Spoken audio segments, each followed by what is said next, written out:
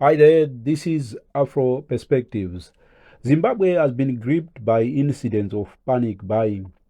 After the 44% devaluation of the ZiG this past Friday, shoppers have been hoarding basics such as cooking oil, the staple maize meal, and flour before they disappear from the shelves. Rationing is a precursor of worse things to come. Supermarkets in some parts of Harare have been limiting individuals to just one item of grocery each for essentials such as milk, cooking oil, and in some cases, even beer. Some shops have even closed their bakery outlets. Although the government has pegged the ZiG 24 ZiGs to the US dollar, the real value is reflected in activities on the streets, with minibus taxis requesting up to 40 ZiGs for a trip that would normally just cost a single US dollar. That was yesterday, and on today the ZiG is expected to fall further. For most people, this is a true reflection of the value of the ZiG. Meanwhile, officials in Emmerson Mnangagwa's regime appear clueless on what to do next.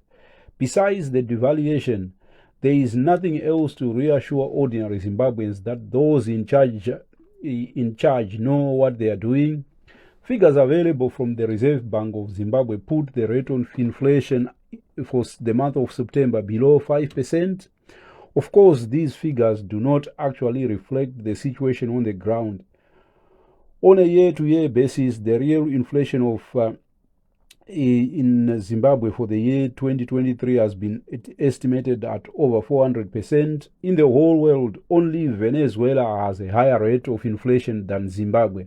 This is the reflection of how bad the economy is being managed. Figures from the Reserve Bank are cooked up just like what they have been saying about the gold. It turns out there was no gold at all to begin with. The supermarkets are the worst hit sector of the economy, as what they can charge is dictated by the Reserve Bank. Where minibus taxi operators can charge 40 ZiGs to $1 US, supermarkets are forced to use the government imposed rate of 24 ZiGs to $1 US. Some supermarkets have resorted to shutting down some of their branches. Most sober people have been warning the regime of Emmerson Mnangagwa that it would soon return to its old habits of printing money to keep up with its excessive spending habits. Zimbabweans have every right to be worried. In 2008, the economy imploded with the government printing trillion-dollar banknotes. It's not that Zimbabwe does not have the resources to prop up its currency. It's one of the most resource-rich economies on the African continent. The country has massive reserves of lithium, gold, cobalt, and other strategic minerals. The problem lies with the massive corruption at the apex of the government itself.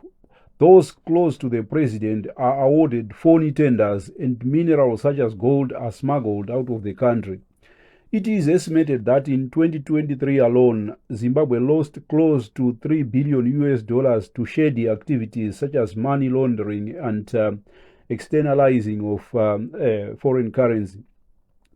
In such a climate, one would expect the regime of Emmerson Mnangagwa to come up with concrete measures such as curbing corrupt activities and going back to the rule of law. But so far, the silence from the powers that be has been deafening in the face of the worsening crisis. One hopes that the Reserve Bank will keep its hands off the printing presses. Otherwise, we are headed back to the days of hyperinflation, like what we saw in 2008, when shoppers were using cartloads of banknotes to go and buy just a loaf of bread. Thank you for tuning in, and please, if you have not yet subscribed, please do so, and just give me some likes. Thank you. Siyabonga. Tatenda. Bye.